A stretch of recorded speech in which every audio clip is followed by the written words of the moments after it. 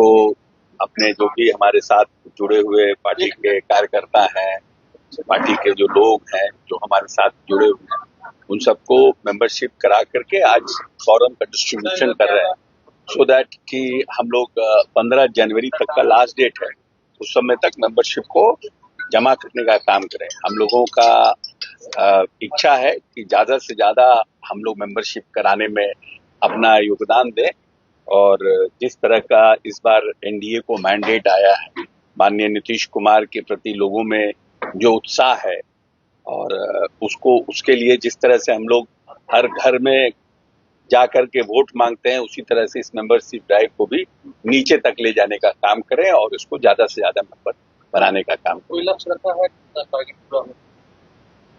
अब तो शुरुआत किए हैं, अभी हम लोगों ने मेंबरशिप बनाने की अपना शुरुआत किया। हम समझते हैं कि लास्ट ईयर हम लोगों ने जो बनाया था उससे हम लोग डबल ट्रिपल करने का प्रयास करेंगे।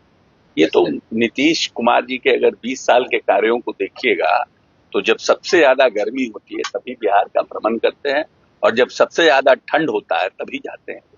ये तो नीतीश जी के लिए काम के आगे जो प्रकृति का वेदर जो है उनको रोकता नहीं है, तभी तो यार बिहार का बदलता हुआ चेहरा निखर के आगे आया।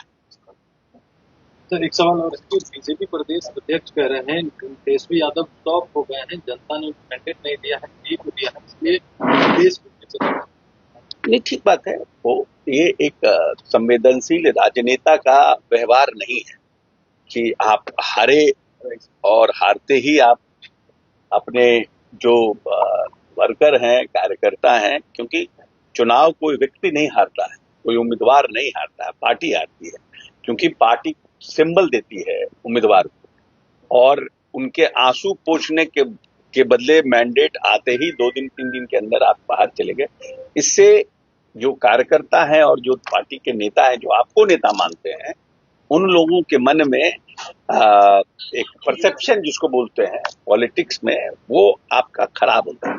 ये सत्य बात है कि तेजस्वी जी हों, राहुल गांधी जी हों, बिहार के चुनाव के बाद दोनों विदेश चले गए। ये संवेदनशील राजनेता का चरित्र है।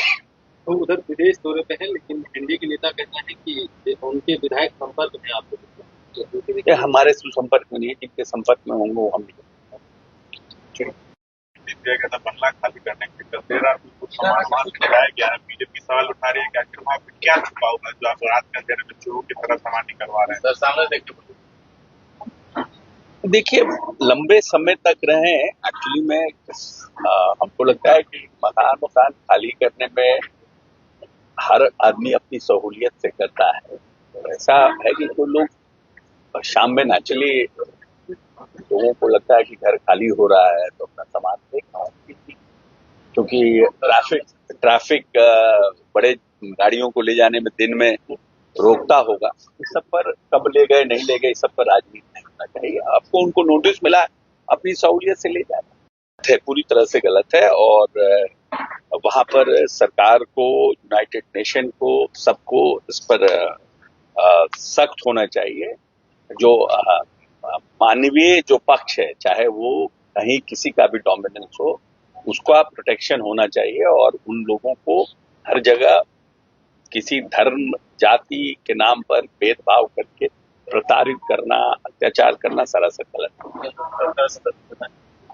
है। बिल्कुल केंद्र सरकार भारत को भी दखल देना चाहिए और यूनाइटेड नेशन को भी दखल देना चाहिए। अगर वहां पर हिंदू को, क्योंकि माइनॉरिटी है और इसलिए उनको प्रताड़ित किया जा रहा है, तो ये गलत है। ऐसे तो बहुत सी जगह बहुत लोग माइनॉरिटी हैं।